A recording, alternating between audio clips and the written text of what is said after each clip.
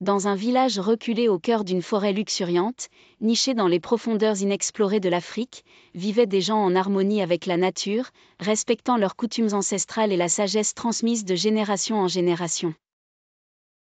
Le village était dirigé par un jeune prince noble, Kéléchi, connu pour sa bravoure et sa sagesse malgré son jeune âge.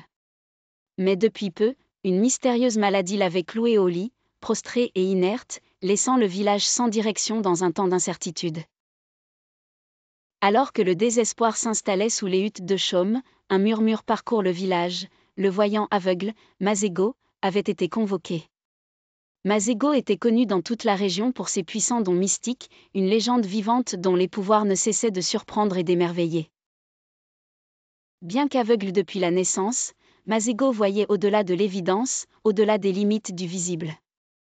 Dirigé par son fidèle guide, un enfant du village nommé Kwam, ils traversèrent la dense forêt, munis de plantes sacrées et instruments nécessaires à la guérison de l'âme malade du prince. Une fois arrivé devant la hutte royale, il fut accueilli avec respect et espoir.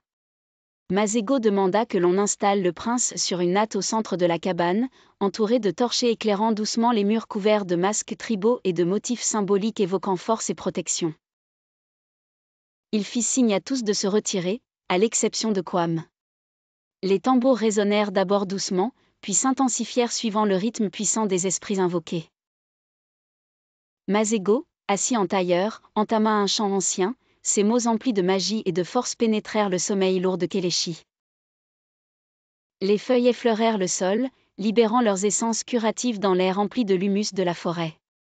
Alors que Masego s'inclinait de nouveau dans un état de transe, une énergie palpable enveloppa la pièce, les ténèbres de l'incompréhension se dissipant lentement. Les vibrations de la terre, la mélodie de la nature et la voix gutturale du voyant s'entrelacèrent jusqu'à ne former qu'un écho harmonieux résonnant au-delà de l'horizon. Soudain, le prince ouvrit lentement les yeux, sa respiration se fit plus profonde et plus régulière. C'était comme si l'esprit de la forêt elle-même avait insufflé un nouveau souffle de vie dans son être affaibli. Le murmure des tambours devint une vague de joie contagieuse dans tout le village, chacun capture l'instant de renaissance de leur leader bien-aimé.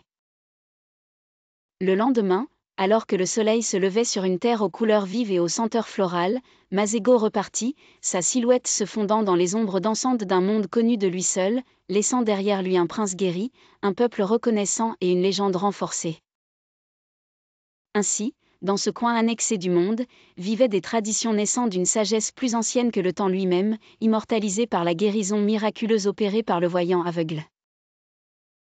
Une guérison qui, teintée des couleurs des masques, rythmée par le beat des tambours, et parfumée de l'essence des plantes sacrées, résonne encore dans les histoires racontées autour du feu chaque nuit étoilée.